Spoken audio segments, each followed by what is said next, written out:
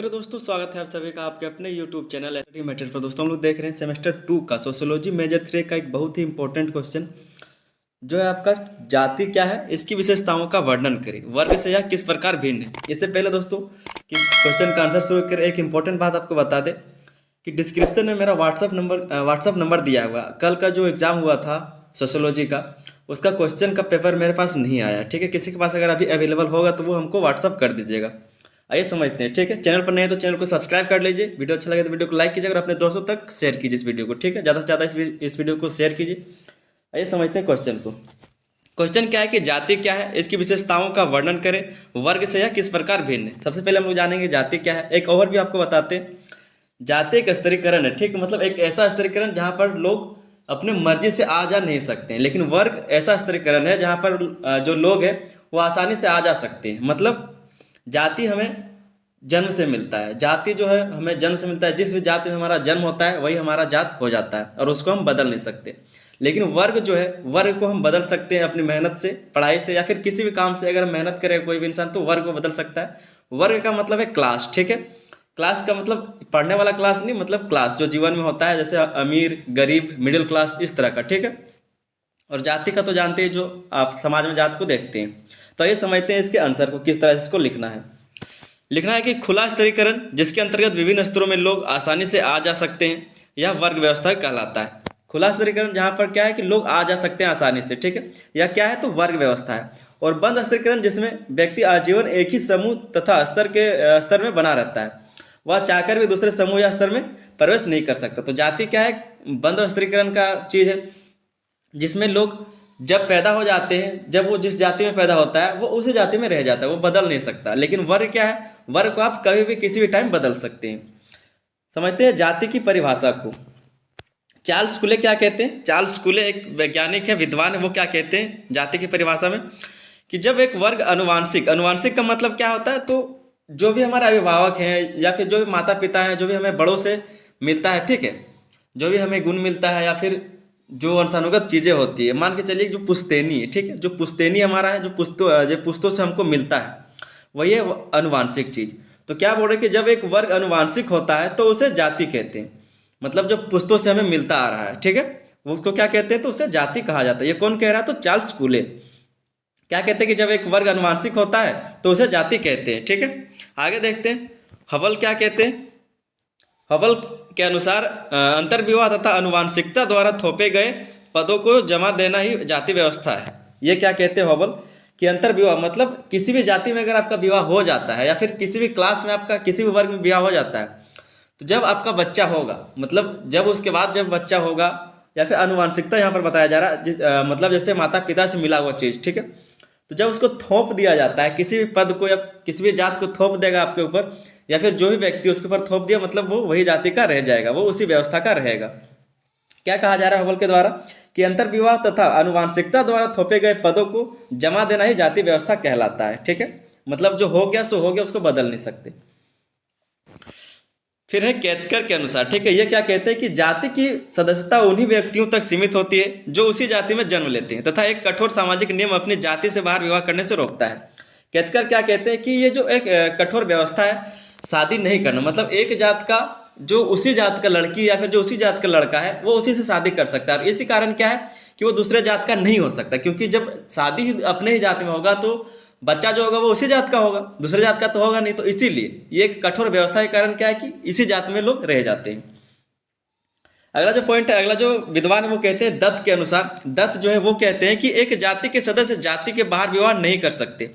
दत्त कहते हैं कि एक जाति के सदस्य जाति के बाहर विवाह नहीं कर सकते। आप चाहे तो इसमें से दो ही लिख सकते हैं, ठीक है, चार मैंने यहाँ पर लिख के लाया आपको समझाने के लिए। आप चाहे तो दो ही वैज्ञानिक के नाम लिखे, दो ही विद्वान के नाम लिखे और आपका परिभाषा कंप्लीट हो सकता है।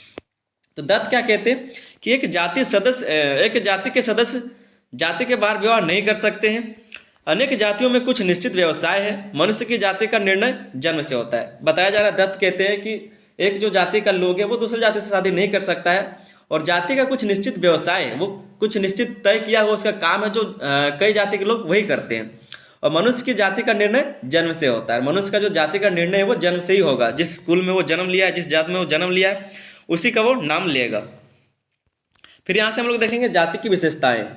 जाति की क्या क्या विशेषताएं उसको, ठीक है। तो एक वैज्ञानिक है, एक विद्वान है, डॉक्टर घुर्ये, ठीक है। तो डॉक्टर जीएस घुर्ये ने जाति व्यवस्था की 6 प्रमुख विशेषताओं का उल्लेख किया है। कई सारे विद्वानों ने इसके बारे में अपने अपने तरीके से अवधारणा दी, अपनी अपनी तरह की बात बताया है, लेकिन हम यहाँ पर लिखे हैं घुर्ये के द्वारा।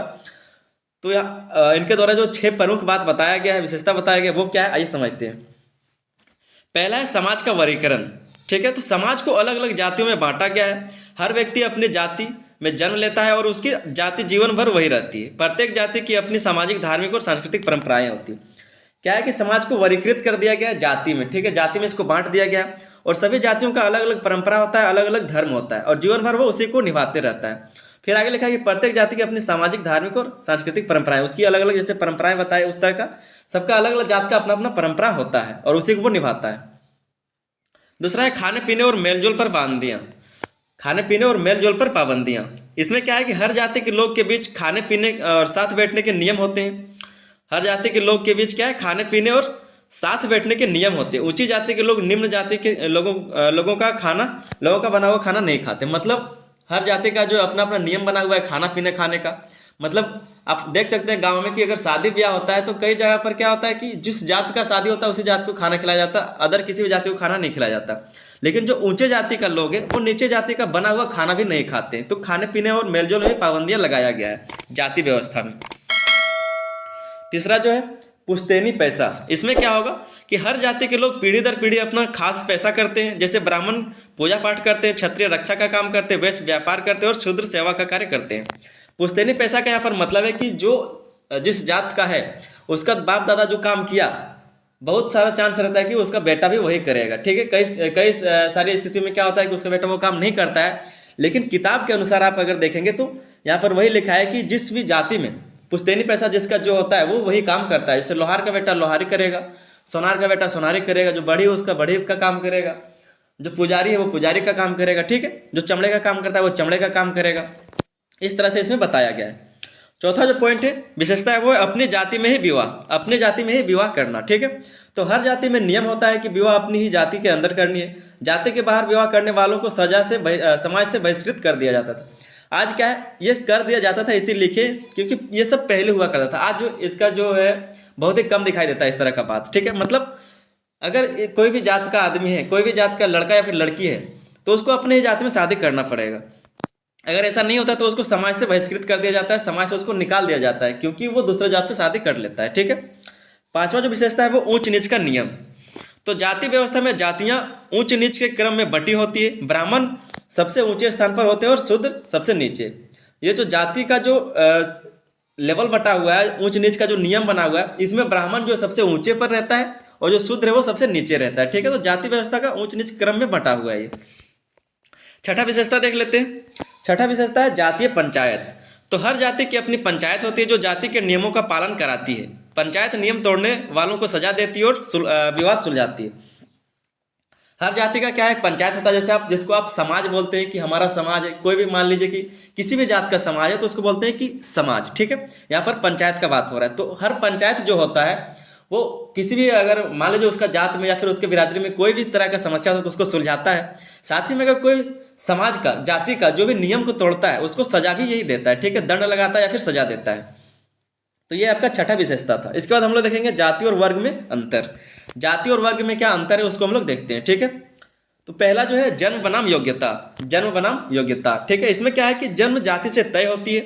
कोई व्यक्ति अपनी जाति को बदल नहीं सकता। उदाहरण ब्राह्मण, क्षत्रिय, वैश्य, शूद्र, ये चारों जो है कोई भी अपना जो जाति का बदल नहीं सकता। जब वो एक बार जन्म ले लिए, अपने जाति में जन्म ले लिए तो वो वही जात का रहेंगे, ठीक है। वर्ग किसी भी योग्यता, आर्थिक स्थिति और मेहनत से तय होता है या बदल सकता है। उदाहरण अमीर, मध्य वर्ग और गरीब। वर्ग जो है किसी भी स्थिति में बदल सकता है। आप कभी भी वर्ग को बदल सकते हैं। आप अगर गरीब है आज तो आप मेहनत करके कल जाके अमीर हो सकते हैं। तो वर्ग को कहीं बदला जा सकता है लेकिन जात को नहीं बदला जा सकता, ठीक है। आगे देखते हैं स्थिरता। दूसरा पॉइंट है आपका स्थिरता, ठीक है। अंतर, स्थिरता। तो जाति व्यवस्था स्थिर है या एक पीढ़ी से दूसरी पीढ़ी तक चलती रहती है। वर्ग बदला जा सकता है। कोई गरीब मेहनत करके अमीर बन सकता है और कोई अमीर गरीबी में जा सकता है। स्थिरता मतलब क्या है, स्टेबिलिटी, ठीक है। अगर आप किसी भी जाति में कोई इंसान जन्म लेता है तो इसी जात का रहेगा, वो बदल नहीं सकता। वो पीढ़ी दर पीढ़ी चलता रहेगा। क्यों पीढ़ी दर पीढ़ी क्यों चलता है? क्योंकि जब शादी भी होता है, विवाह भी होता है तो उसी जात से होता है। और जब दोनों लड़का लड़की एक ही जात का रहेगा तो जाहिर सा बात है कि बच्चा भी उसी जात का होगा। लेकिन वर्ग जो है वो मेहनत करके बदला जा सकता है, किसी भी हालत में किसी भी स्थिति में आप उसको बदल सकते हैं। क्या है कि कोई अमीर आदमी गरीब हो सकता है या फिर कोई गरीब आदमी अमीर हो सकता है। तीसरा जो आपका अंतर है वो है विवाह के नियम। तो जाति में अपना ही जाति के भीतर विवाह करने का नियम होता है, इसे एंडोगेमी कहते हैं। वर्ग में ऐसा कोई नियम नहीं है, लोग किसी भी वर्ग में विवाह कर सकते हैं। जो विवाह का नियम है वो कैसा है, तो जाति में क्या है कि आप अपने ही जाति में शादी करेंगे, जो जिस जाति का है वो उसी जाति में विवाह करेगा, ठीक है। लेकिन वर्ग में क्या है, वर्ग में ऐसा कोई नियम नहीं, आप चाहे किसी भी वर्ग में शादी कर सकते हैं। गरीब आदमी मिडिल क्लास से शादी कर सकता है, मिडिल क्लास वाला अमीर से शादी कर सकता है, अमीर वाला गरीब से शादी कर सकता है। तो इस तरह से विवाह में कोई नियम नहीं है, वर्ग में और जाति में नियम है। चौथा जो अंतर है वो सामाजिक संबंध।